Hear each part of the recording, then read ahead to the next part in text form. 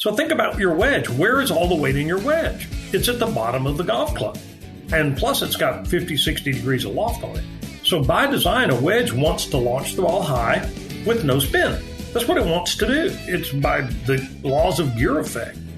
But every golfer I talk to wants to hit their wedges lower with more spin. So how do you do that? You have to move the weight high in the golf club. It's not rocket science, but if you're building clubs for tour players, you got a different master than I have. My master is the 12 to 16 handicap. The guy that's just trying to pull a gap wedge. He's 105 yards and he hits it somewhere in the face and he wants it to go 105 yards with spin. That's what he wants. And my whole career of wedge design has been focused on giving that guy a wedge that he can get away with mishits, just like he can on his big driver and his cavity back iron. You can get away with mishits. Golf Smarter, number 750. Terry the Wedge Guy Koehler of Edison Wedges is on a mission to create the greatest wedge ever. This is Golf Smarter, sharing stories, tips, and insights from great golf minds to help you lower your score and raise your golf IQ. Here's your host, Fred Green. Welcome back to the Golf Smarter podcast, Terry. Yeah, it's nice to be back, Fred. I always love visiting with you and talking about wedges. Well, we talk about a lot more other than wedges, but we don't want to share that with anyone because we are in two different continents most of the time when that happens. That's true. All right, but let's talk about wedges because I always am thoroughly entertained when we get together. I think of you as a serial entrepreneur. And that's a good explanation.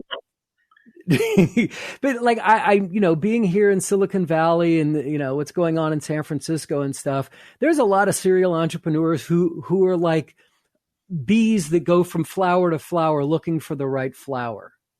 But you're different in the sense that as long as I've known you, which is probably we started talking about wedges, the wedge guy came on probably around 2007, maybe 2006 or 7 is when we first started talking about this.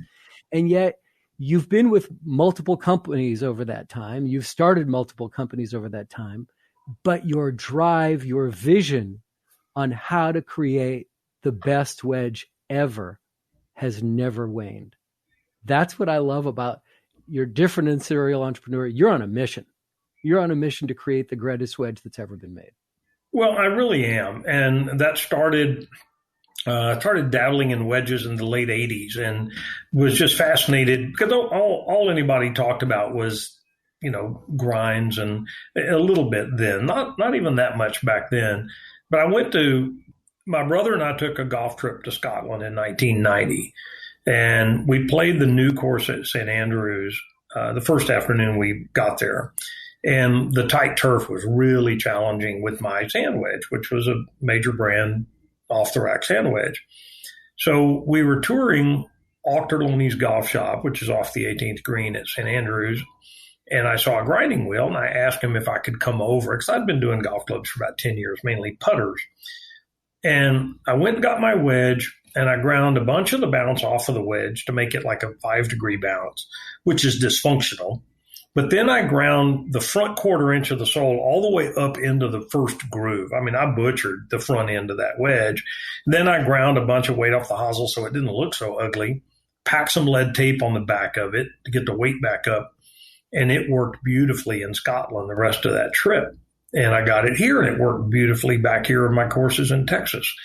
And that was the beginning of what I call the Koehler sole, which it's been known as the dual bounce sole, the V sole, but that's where it came from.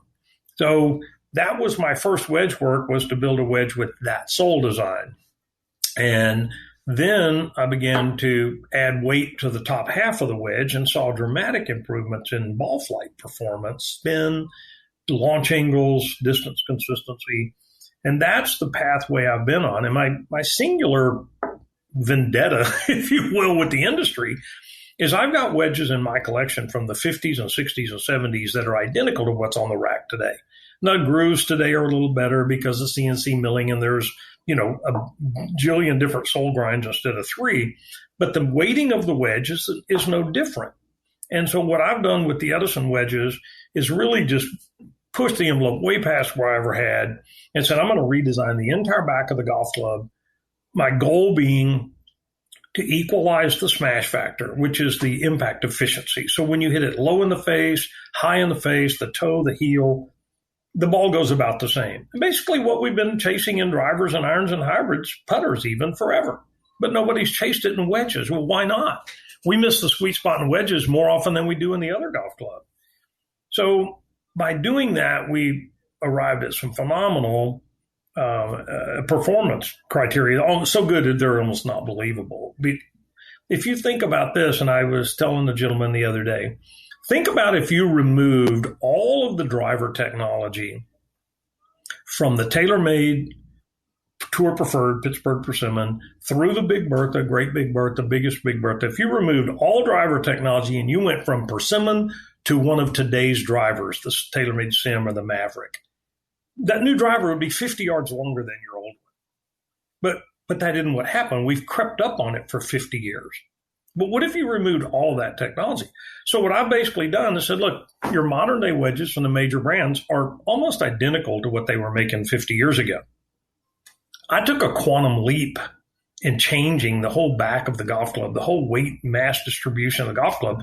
So yes, I can deliver 20 and 30% more spin. I can deliver 3 degrees lower launch angle. I can deliver a 58 to 65% improvement in distance consistency because I made that quantum leap from where everybody's been for 50 years to this wedge, just like if you'd have gone straight from Persimmon to a modern driver. Does that make sense? Yeah, it does. But I think what would be a good idea, because so much of this, I don't think the average golfer, let's say, the weekend golfer, the mid-handicap guy, the one who's not trying to be club champion, who's maybe picked up the game in the last 10 years, 5 years, or new to the game completely. I think there's a lot about wedges that we don't understand, that they're not really, well, obviously it's not a hybrid. It's not it's not a big-headed club, but there's a difference between wedges and irons. And I think an education on that might really help to understand the importance of having more than one wedge in your bag.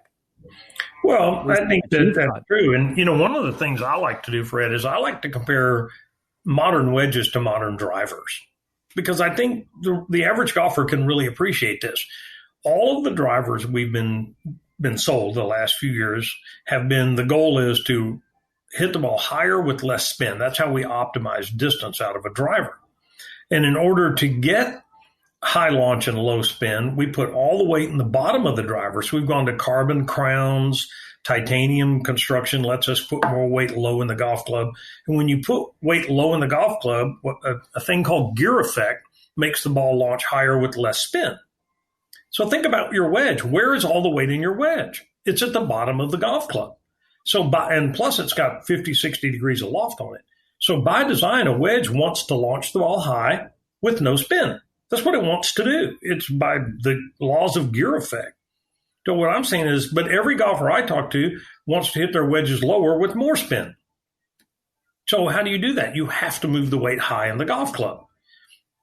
And it's not rocket science, but if you're building clubs for tour players, you got a different master than I have. My master is the 12 to 16 handicap, the guy that's just trying to pull a gap wedge. He's 105 yards and he hits it somewhere in the face and he wants it to go 105 yards with spin. That's what he wants. And I'm trying to do that. And my whole career of wedge design has been focused on giving that guy a wedge that he can get away with mishits, just like he can on his big driver and his cavity back iron. You can get away with mishits. Now, to your question about, does that make sense? Yeah, I don't understand why people would want to hit it lower with more spin. 80% of 50,000 golfer profiles I've talked to, people hit their wedges too high and the distance is inconsistent and they don't get enough spin. The other 20% of golfers, they've figured out wedges. More power to them.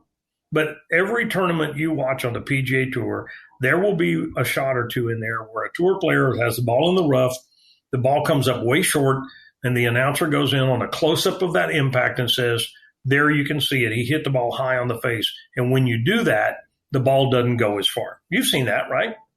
Sure. My question is, why would I accept that? Why wouldn't I demand my wedge to go the same distance high in the face as it does low in the face? I mean, my mission is really that simple. I want the ball to go 105 yards, and I'm an amateur golfer, and I'm going to hit it on the third groove sometime and the eighth groove sometime and a little on the toe sometime. But I'm 105 yards with a gap wedge, and I want it to go 105 yards, and I want it to have some spin to stop when it gets there. And I play in a 20-mile-an-hour wind. I don't want it floating up in the clouds. And watch the modern game on the PGA Tour. No wind and soft greens, 20, 22, 24 under. High wind and firm greens, 12 under. Wind is tough, and these guys all hit the ball so high. Most of them are not very good wind players. And the real good wind players, the John Rahms and guys like that, the real good wind players, Seve was a master, Tom Watson was a master, Tiger, guys that really know how to control their trajectories, they're the ones that always win when it really blows at the Open across the pond, which it will this fall probably, and they play it. And any other tournament, if the wind picks up, scores go up, way up. So, right. But again, nobody's ever made a golf club for everybody. It's never happened in our industry. So if 20% of the golfers want their wedges to go higher, I'm saying loft up. If the 49 degree hits it a little too low, loft up to a 51. It's not going to be shorter because distance is determined by the launch angle and the efficiency of impact, the transfer of energy. And what we know with wedges is that on the bottom third of the face, the transfer of energy is about 1.17, 1.18. So the ball leaves 17, 18% faster than the club was moving. Okay. On the high face, however, with a conventional wedge from anybody else, you get it up high in the face, that drops to 0.92 to 0.98. So now the ball is only taking 95% of the club head speed. Well, if I'm swinging a wedge at 70 miles an hour and I hit it high in the face and the ball takes on 92% energy, it's going to go a different distance than if I hit it low in the face and it takes on 115% energy, right? I mean, it's just simple physics. So what we did is move the mass around on the back of the golf club. It doesn't look like any wedge anybody's ever seen. But Big Bertha didn't look like any driver anybody had ever seen either. And the Ping Answer didn't look like any putter anybody had ever seen. And Barney Adams' upside down tight lies fairway wood didn't look like anything anybody had ever seen. You can't change performance if you don't change the golf club. It's just that simple. You have to change the club engineering and weight distribution if you want to change the performance. No matter whether it's a putter, an iron, a driver, a wedge. And so we said, let's just take a clean sheet of paper. What should the back of a wedge look like to equalize smash factor and therefore forgiveness? And, one of the manufacturers dabbles a little bit with the word forgiveness, but they don't deliver it, but they dabble with it. They're not like we're delivering it. I've talked to tens of thousands of golfers, Fred. All they say is, my distance control is terrible with my wedges. That's the number one complaint everybody has. My distance control is terrible. My answer is very simple. It's built into the golf club. You're not going to ever fix it. Tour players, their distance control with their wedges is the worst part of their wedge game. They have great wedge games, but the missing link is ball sitting up a little in the rough. They hit it high in the face, comes up 35 feet short. It's built into the golf club. Sorry, you can't practice that out unless you can hit it on the same groove every single time. And nobody's ever been that good. So. All right, listen, we're with Terry Koehler of Edison Wedges. Come on, Fred, you can do this. Yeah. And we'll take a quick time out. We'll be right back.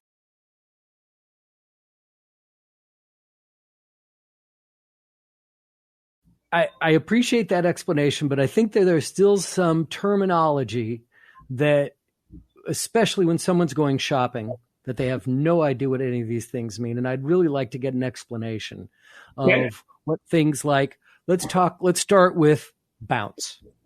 What is that referring to when somebody's talking about a wedge, and why is the word bounce only used on wedges?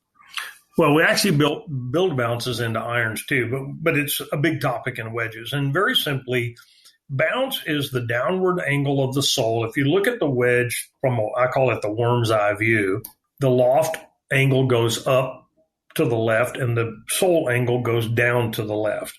And the turf is the horizontal plane. So however severe that downward angle of the sole is going to determine how aggressive that club wants to reject out of the turf or bounce off of the turf.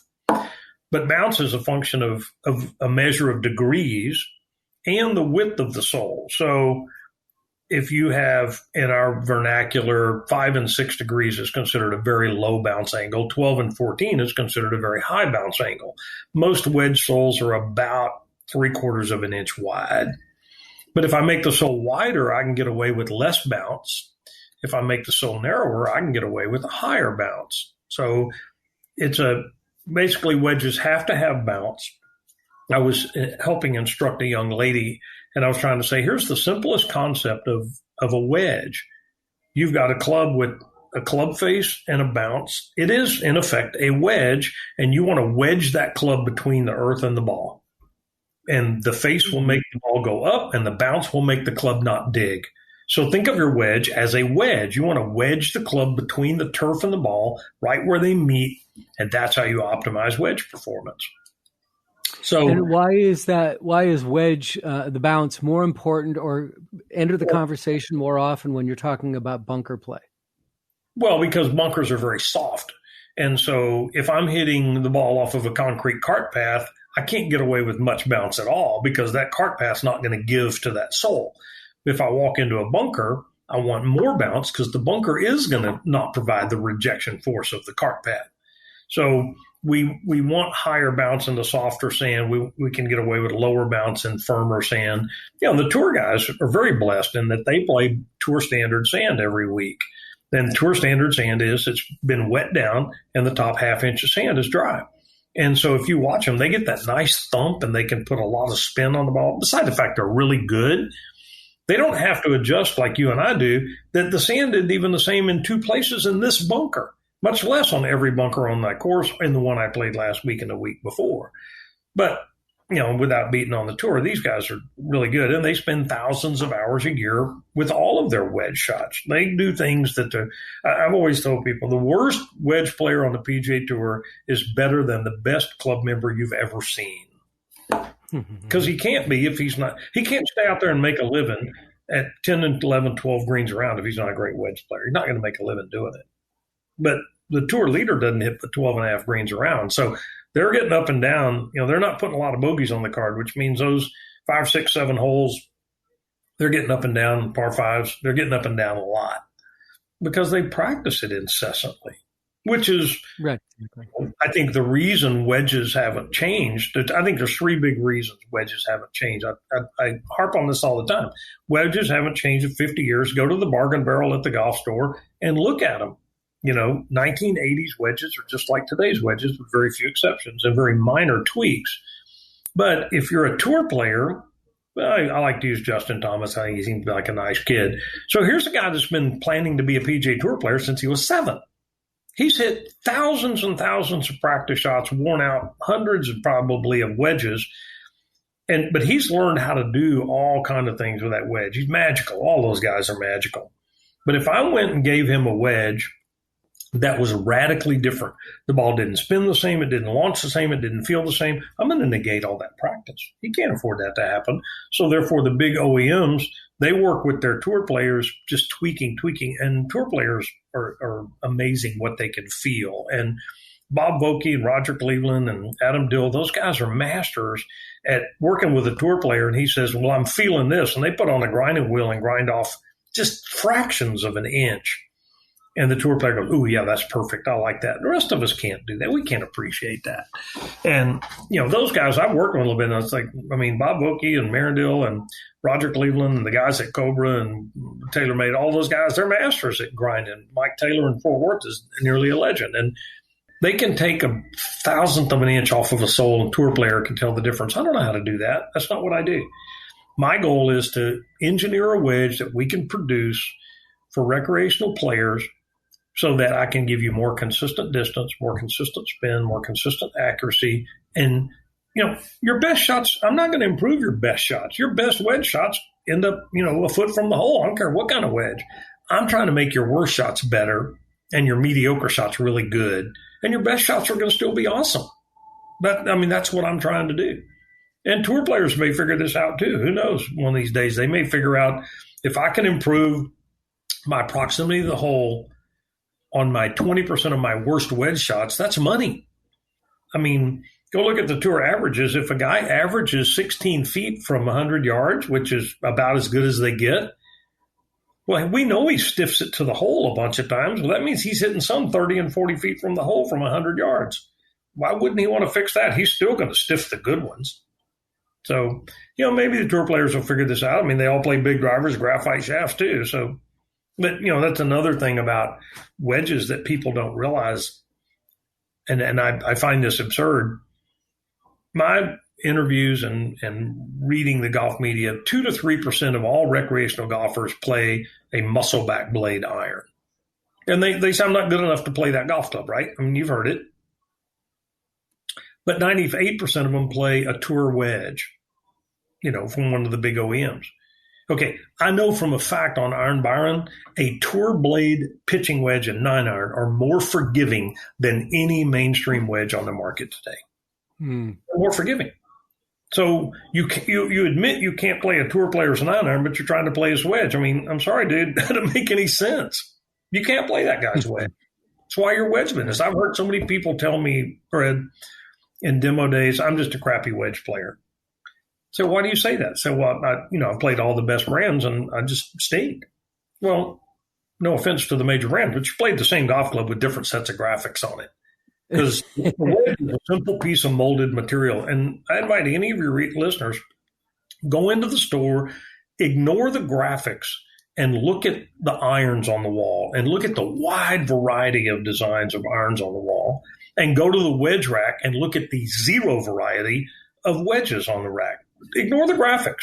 Look at where the weighting is. Look at how thin the top part of the wedge is, how thick the bottom part is. All we've heard from the wedge makers for 30 years is groove technology and sole technology. And I can tell you, groove technology is optimized, and even the big companies say, we can maybe give you another 100 or 200 RPMs. Well, 200 RPMs out of 8,000 is insignificant. And because the club head causes spin, the grooves just enhance friction. But the club head design itself causes spin. That's why persimmon drivers spin more than modern metal woods.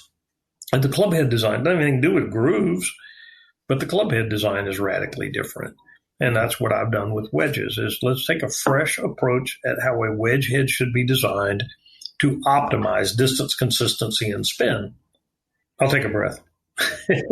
Yeah, and I'm going to take a time out so we can have some of these wonderful sponsors help take care of this so I can buy my own Edison Wedge. We'll be right back. There you go.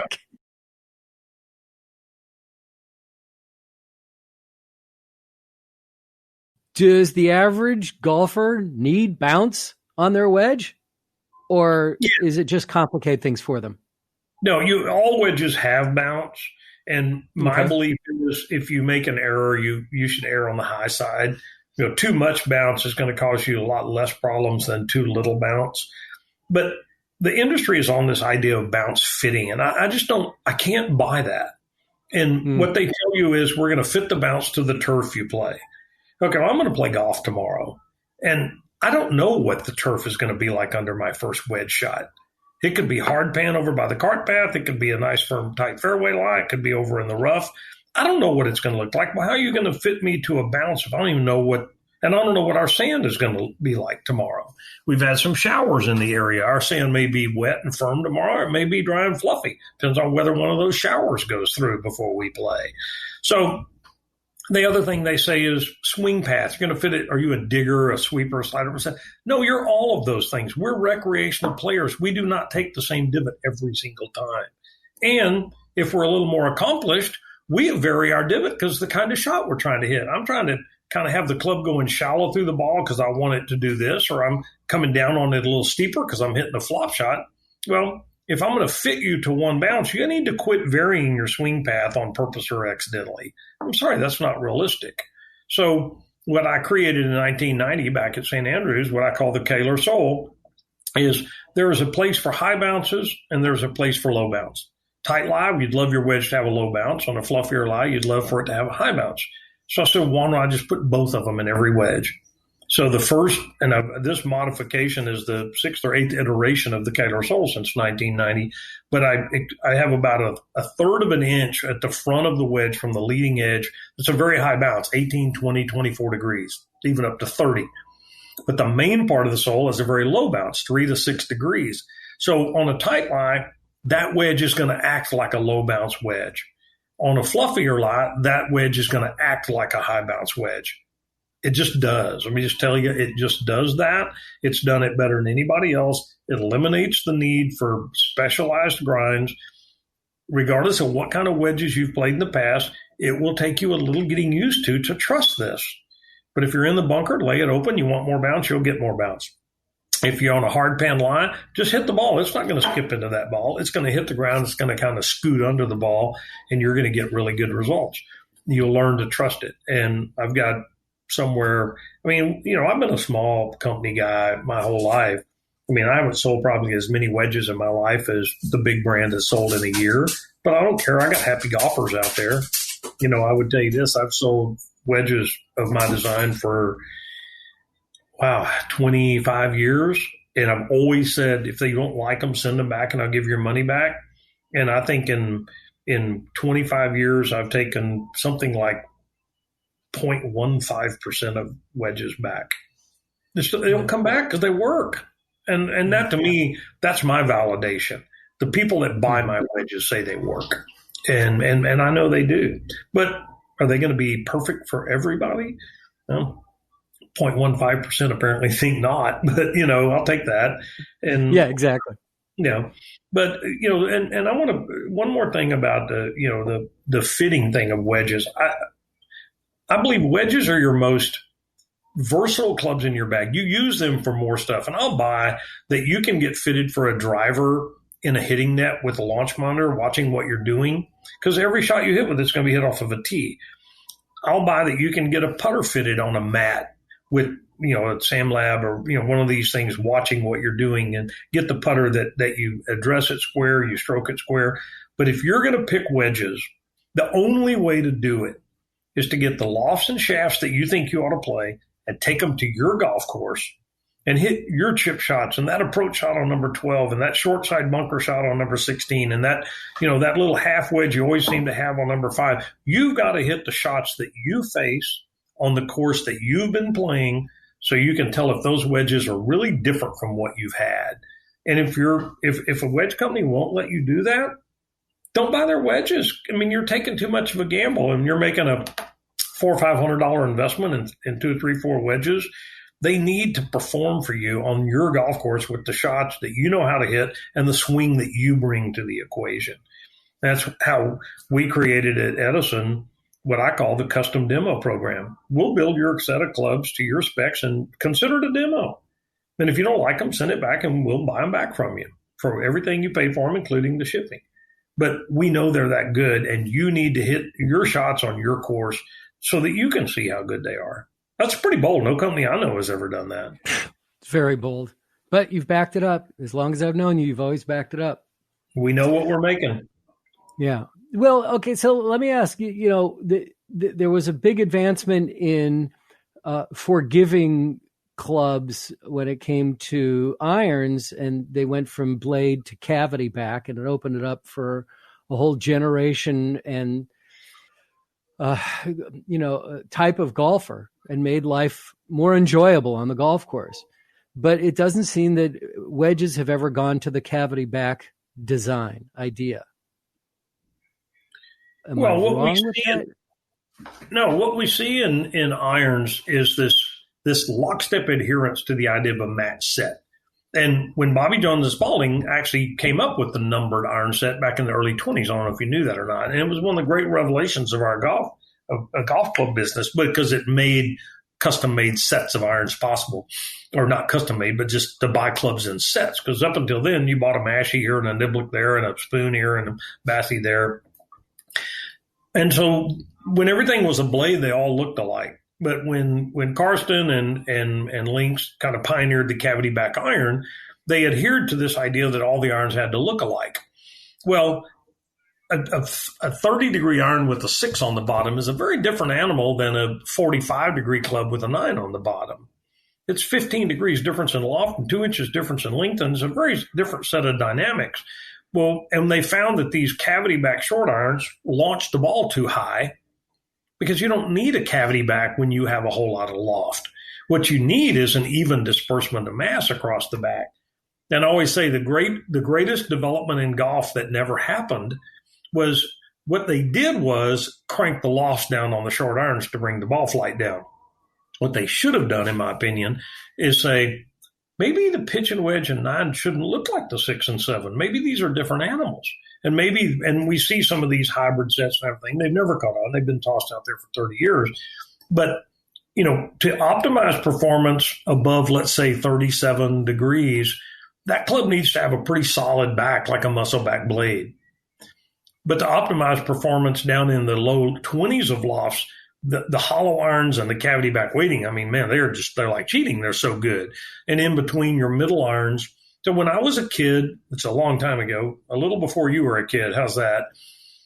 Everybody that played golf was pretty good with an 8-9 and pitch. All we had was blades. It took a pretty good golfer to be good with the 5, 6, and 7. And it took a really good golfer to be good with the 2, 3, and 4. So the better golfer you were, the deeper into the set you had proficiency. But everybody could hit 8, 9s and pitches. And because they were designed pretty well for the task at hand with 37, 40, 45 degrees aloft, that muscle back golf club is a very effective golf club. Not that it can't be tweaked a little better, but it doesn't need a thin face and it doesn't need a cavity. And it doesn't need the weight as low in the club as that 23-degree club that might have a 3 or 4 on it. It needs weight low in the club so you can throw that ball in the air, with moderate club head speed. So, things that make the ball go airborne is loft, angle of attack, and club head speed. Tour players hit these towering shots because their club head speed is so high. You and I can't get that same loft out of a 7-iron and make it fly 190 yards because we don't have that club head speed. So it's like, for example, you can get a driver airborne with 11 degrees of loft on it. You can't chip with that. 11 degrees won't get airborne at chipping speed. That makes sense? Mm-hmm. So, Bryson DeChambeau's sporting a 5.5 degree driver now. That's only 2 degrees more loft than your putter has. I mean, you think about it, your putter probably has 3 to 4 degrees of loft on it, and he's playing a 5.5 degree driver. But his club head speed is like something stupid, like 135 miles an hour or something like that. So he can get. He's ball speed of 205, right? I mean, it's like, well, I was headed there because DeChambeau is rattling the cage of the entire planet when it comes to, golf course architects are terrified of what this means. As I'm sure the USGA and the R&A are terrified of what this all means for the future of the game and the future of the professional game. Thoughts? I know you have a couple. I usually do, don't I? The game is so alien now. Personally, I don't really watch the PGA game anymore. If I'm watching golf at all, I'd rather watch the ladies play because I think I can learn how that little 135-pound woman can hit it 260, 270. Hey, I can learn something there. I might be able to arm wrestle her, but I can't arm wrestle Brooks Koepka. So how he gets to hit it 300 and 320, I can't learn anything. He's a gym rat. He's, half or a third my age, twice as big.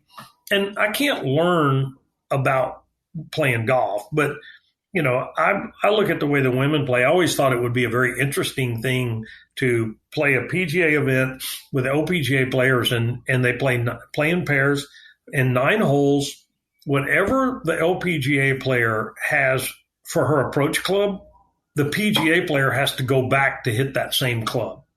And the next 9, whatever that PGA player has into the green, the LPGA player gets to go up to hit that same club. These girls are shooting 12, 13, 16 under and more, and they're hitting hybrids and 5-irons to the greens. I'm telling you, that is a hell of a lot harder game than the guys play, where they're hitting, I'm not get off on a tangent, but when Brooks Koepka shot 63 at Erin Hills, they were trying to compare it to Johnny Miller's 63 at Oakland Hills when he won that Open and shot 63 the last day.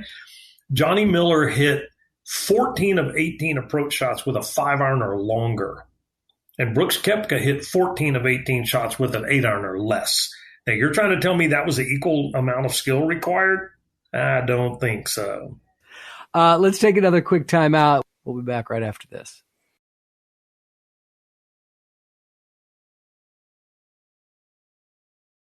It happens to me all the time, and feel like, why are you playing the white tees with your index? I said, because I don't need to make the game any harder. And listen, the pros, they're driving and hitting 8-iron or, less on their second shot. Why do I have to hit 5-iron or hybrid on my second shot? If, what are we comparing here? That doesn't make sense. Well, I think to me, the measure of a really good golf course to me has always been, is there any club in my bag that didn't get used today? If that architect got me to hit every club in my bag, then he challenged my entire game. And I'm talking about balance. To me, I love it, and I still am blessed that I've kept my flexibility, my skills up. I'll still play our golf course at 66, and I'll go back to 69, 7,000 occasionally just for fun. But I want to hit a third of my approach shots with an 8-iron or less, a third of my approach shots with a 5 to an 8, and a third of my approach shots. I want to hit 5 or 6 approach shots with fairway woods and long irons because I think that challenges you.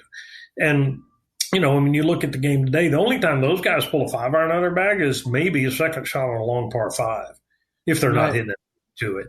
So there aren't any par 5s anymore. I'm sorry. If it's reachable in 2, but back to your point, I tell my amateur friends at the club, golf is not supposed to be that you can't get home on a par 4 with 2 good shots. And so I don't care if they don't even have tees, move up to where it's a driver 5-iron, driver 6-iron average, but that you get to hit some driver wedges like the tour players do. I mean, I wrote a blog post a while back years ago, and I called it the Massacre at Forest Oaks, and it was at the Wyndham Championship. And I think Brent Snedeker won. The top 5 golfers were 100 under par. The cut was 1,000 under par total. And I wrote my blog. I said, I have no interest in watching these guys play an easier golf course than I played today. They're the best in the world. Let's challenge them more than that. They're not going to shoot 28 under on my golf course, even at 6,900 yards. They're not going to do it. We just had a mini tour event there, and the guy that won it was 11 under. Our golf courses, and that's one I play all the time. But, I think you should tee it forward. And I think that one of the big challenges, and I see it as a wedge guy, but the green complexes have gotten so brutally difficult compared to when you and I were younger, Fred, and greens ran 8 or 9 on a stimp. And, there was a handful of bunkers on the golf course. You could chase the ball into the green on the ground if you were a beginner or a senior. But I can tee it forward all I want, but I'm still going to put the same 12-stimp green, heavily bunkered, protected green in front of that beginner. And it can't be fun. I mean, it can't be fun to, hit it up by the green and make 6s and 7s all day because you just don't have the skills to navigate these tour-like green complexes. So I have tossed out this to a few people. Course superintendents would hate it, but I think it ought to not be tee it forward. It ought to be green it forward. We ought to have a beginner's green out in front of the bunkers and in front of the green over to the side with, a mode area of the fairway that rolls about 7 on a stem, and let people have fun and not have to hit bunker shots and out of deep greenside rough and short side to 12-stimp greens at buried elephants. They're not going to build 2 green complexes for every hole. So how about 15-inch holes?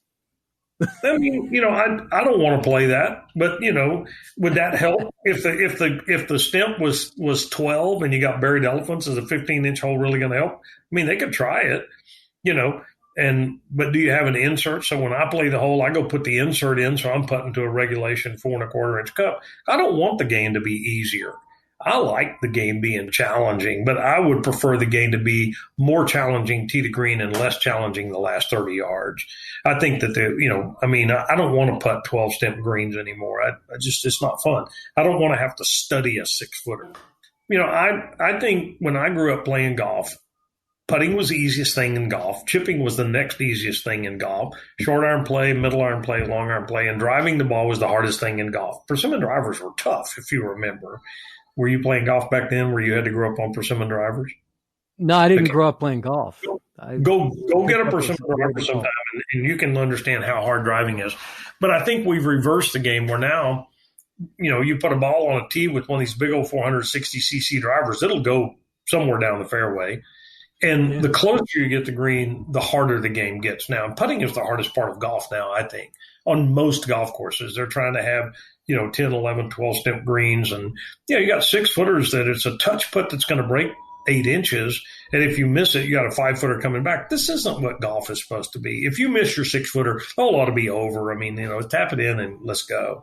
But I think that, these green complexes, they slow the game down because people can't chip it close. And then they can't putt it close. And so people take a lot more time around the greens because they're baffled by the difficulty of it. And so, that's just my 2 cents. I was blessed. I grew up on a little 9-hole golf course in South Texas, Fred. And I don't remember life before golf. I was out there with my 2-wood 7-iron and putter from the time I was 5 years old. And, I grew into the game and I grew into that little 9-hole golf course. And I've been blessed to play some wonderful tracks in my life and golf, but I still drive over there. It's about 50 miles from where I live now, and I still drive over there every once in a while to play that 9-hole course I grew up on, even though it's different now, but it's still my roots. It's kind of fun. Awesome. All right, let's talk about Edison Wedges for just a moment because we've really gone long here. But how do we get Edison Wedges into people's hands? What's the next step? Right now, we're selling strictly on the website. We hope to start building a network of golf pros that are fitting our wedges next year. Right now, it's on the website, edisonwedges.com. We have a really nice online engagement called Wedge Fit that will take you through a little interrogation, if you will, about your short game and scoring and what's in your bag. We can recommend lofts and shaft. I'm a big believer the wedge shaft is brutally important. Nobody talks about it. And as I said, consider your order demos because you go order them, you play them. If they're not everything we're talking about, if they don't improve your trajectories, your forgiveness, your distance control, we'll buy them back from you. Send them back and we'll send you a refund check for every penny you spent. So you're out $8 or $9, send them back. Well, or can someone say, you know what, you sent me this, it's not working because A, B, and C. Can you tweak it for them and then send them back to them? Or would that help? Or if they figure out what's not working for them? Yeah, I mean, when you buy a set of Edison wedges, we want you to be a better wedge player. So it may be that you ordered, but you said, you know what, I need a little more distance. I'd like to loft down 1 or 2 degrees. I think I ordered the wrong shaft. I mean, we want your Edison wedges to be something you're proud of, you brag about, and you wouldn't let anybody steal them from you. And so we'll work them over, and if you just can't get there, we'll take them back. But you're not going to find wedges out there that perform better than these because nobody's ever made wedges that I put them on Iron Byron, I put them on good golfers, I put them on recreational golfers. Be prepared to love them because we think you will. All right, Terry. Well, thank you so very much. It's always entertaining to talk to you at the very least because your passion just oozes out of the speakers. Yeah, it's great. Best of luck. I hope things work out. This is a crazy time to be launching a new business, let alone launching golf balls. And I wish you all the luck, as I always do. I wish you all the luck in the world. And because, you got to be getting tired of starting new companies. At some point, something's going to stick, right? This is the last one. I don't really care how big it gets. We're going to wake up every day and do the work we're doing. And, we're not trying to slay any giants. But I just, my reward is when people write in and email or tell Bill, our sales guy, say, man, these are the best wedges I've ever played. And that's all that fuels me. That's what I'm doing this for. And I don't really need to get rich. Don't care to get rich. I just like making great wedges and hearing people enjoy them. And it makes it all worthwhile. I've been blessed to spend a life in the golf industry and, doing what I want to do. And so there was a rockabilly musician I like listening to. He's way off the mainstream, named Wayne Hancock, Wayne the Train. And he has got a rockabilly sound and he plays in little bars and he opens his shows with, my name is Wayne Hancock and we're here to play what we want to play and you're not going to hear any Nashville crap tonight. And so, I kind of feel that way about wedges. I'm going to build wedges the way I know they should be built for recreational players. They're not going to look like the big guys' wedges. They're not going to play like the good guys' wedges. Thank you very much. They're going to help you finally get out of your wedges what you've always wanted. So we're going to show you you're not as bad a wedge player as you might think you are. You're better than you think you are. So that's what our goal is, to show you that. Now, the last time we spoke to Terry, Edison Wedges was just getting off the ground, so I didn't think it was fair to ask. But after we recorded this episode, of course I asked if it was possible to give away an Edison Wedge to a Golf Smarter listener. No surprise, he enthusiastically agreed. Now, you've probably put this together already, and maybe that's why you return to this show week in and week out. That Terry and I share a vision for golf that, for some bizarre reason, seems to be off the normal industry path. How can I bring a perspective to this game that's focused on the average golfer, not just the tour pro or the low handicapper? You've seen that with other products we've featured on the podcast, like Knuth Golf High Heat Hybrids and Fairway Metals and drivers, or the Seymour putters. These are companies that don't have the marketing budgets to pay players or blanket every magazine page or repeat over and over on televised PGA Tour events. Personally, I like to frequent the small local establishments that may close without my patronage. So too with golf companies. There are a lot of small companies with incredible products that we may never see or hear about unless you follow an outlet like Golf Smarter. So here's what we're going to do. Usually our registration period for the next Golf Smarter giveaway is 2 weeks, but since my wife and I are going to be on a birthday road trip, deadline for entry to get your very own custom-fit Edison Wedge of your choice is going to be in 3 weeks on midnight Pacific Time, 3 a.m. Eastern Time, Sunday, August 9, 2020. And then I'll announce your name as the winner on episode 753. To enter, go to golfsmarter.com and click on the Enter Now banner at the top of the page. And just before you click Enter on the page, check out the special offers that so many of these small yet great golf companies are offering you because you're an ambassador in the global Golf Smarter community. But what about our last giveaway? Yes, let's not forget that it's time to announce the winner of a dozen Eagle quality premium used golf balls of your choice from twoguyswithgolfballs.com. This time, our winner congratulations goes out to Chris Goble of Elkhorn, Nebraska. Hey, Chris, did you hear that? Are you listening? You're a winner. I love saying that. Chris, I'm going to email you and copy Sam so that you can communicate directly with him and get the exact balls that you want. Now, this week on Golf Smarter Mulligans, number 66, we've got the rare combination of compelling teacher who also has a great story. Christopher Smith joined us for episode 154 in late 2008 to discuss a record he set in 2005 and still holds it today. Check this out. I do actually hold the official world record in speed golf, which is a score of 65 in 44 minutes playing with 6 clubs. Basically, in a competitive speed golf environment, you combine your score and your time, and the lowest total wins. I got into speed golf out of lack of time, especially not spend 5.5 hours on the golf course. And what I found when I first started playing around with it is that it turned golf into a reactionary sport like many other sports that we play, whether that be tennis or skiing or basketball or hitting a baseball, where instead of me thinking about it, I simply reacted to the target. So I saw the shot in my mind or the putt in my mind or whatever the circumstance was, and I reacted to it rather than thinking about it in between. Did you catch that? He shot a 65 in 44 minutes with only 6 clubs. Now, obviously, I don't expect that one of us is going to threaten that record, but there's a lot to learn about how we can improve our game just from that brief clip. So you can imagine what else he has to say that will spark something for you. That's episode 66, featuring Christopher Smith, coming out this Friday. Golf Smarter Mulligans aren't new conversations, but because they're mostly focused on game improvement, there's no reason they shouldn't still be available. Unfortunately, podcast apps see most podcasts as dated content, so they don't carry a full library of episodes, which means that I have archived hundreds of Golf Smarter episodes that can't be found anywhere. Both Golf Smarter and Golf Smarter Mulligans are free and available wherever you get your favorite podcasts. Hear new episodes of Golf Smarter each Tuesday, and we release Golf Smarter Mulligans every Friday. Now, obviously, the podcast universe is very, very different than it was when I started Golf Smarter in 2005. More than anything, there are a lot of golf podcasts out there.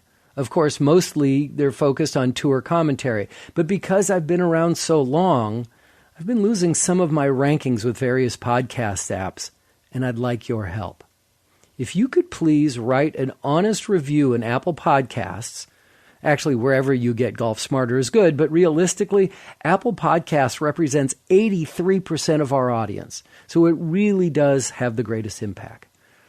Word of mouth and getting reviews not only helps other listeners find us, but that feedback gets the attention of the algorithms that are used to rank podcasts, and your comments keep us relevant in podcast searches. So here's my offer. If you write a review in Apple Podcasts or your favorite podcast app and share it with me via Twitter, Instagram, Facebook, or email, I'll send you a link to Tony Manzoni's Lost Fundamental video as my thanks for your help. Which is actually kind of cool because today, July 21, is actually Tony's birthday. We miss you, Tony, but as promised, I'm doing what I can to keep your teaching alive. So it doesn't take a lot of time, and your continued support is truly appreciated, and I look forward to hearing from you. To report your comments to me so that I can send you the Tony Manzoni video, please use @GolfSmarter on social media, or just click on the Hey Fred button at golfsmarter.com. One more thing before we end this week, and I thank you for sticking around this long. This week is the start of the 2020 Major League Baseball season. I kind of think of it as an exhibition season, but at least we get baseball back. This start means it's time to kick off the 4th season of Radio Baseball Cards podcast. Now, if you're a fan of baseball, history, stories, or stories of baseball history, you'll love the 2 minutes it takes to listen to Radio Baseball Cards. This is a program that I produced in 1987 as a nationally syndicated pregame show that was played on 40 radio stations. Hosted by Hall of Fame pitcher and play-by-play broadcaster Don Drysdale, and featuring short stories as told by the greatest major leaguers from the 20th century, including Hall of Famers that played in the 1930s. For the last 3 years, I've published 1 episode per week during the season, so there's already about 100 episodes available for you to hear, and it's free from your favorite podcast app. Each Thursday afternoon for the 15 weeks through the end of the World Series, we'll bring you a new episode. So please subscribe so that it will be delivered in your app as soon as it's published. We kick off with a story that's possibly more relevant today than it was when we recorded it at spring training in 1987. Here's another Radio Baseball Card. Boston Red Sox designated hitter Don Baylor had to break through many barriers to become the gentleman he is today, and he'll share the most traumatic moments right after this. Growing up in Texas during the early 60s, Don Baylor was the first black student in an all-white junior high school.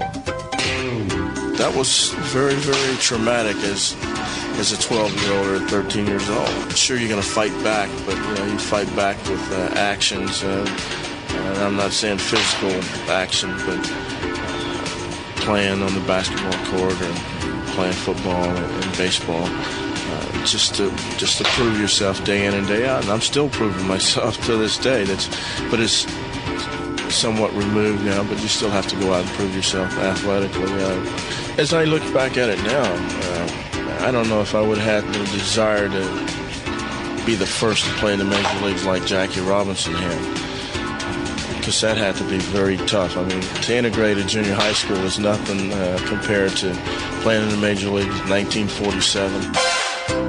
Don Baylor has always been a high achiever with more than 300 career home runs and 1,200 plus RBIs. But when it comes time to retire from the field, Don says that he would like to be the commissioner of baseball. With Radio Baseball Cards, I'm Don Drysdale.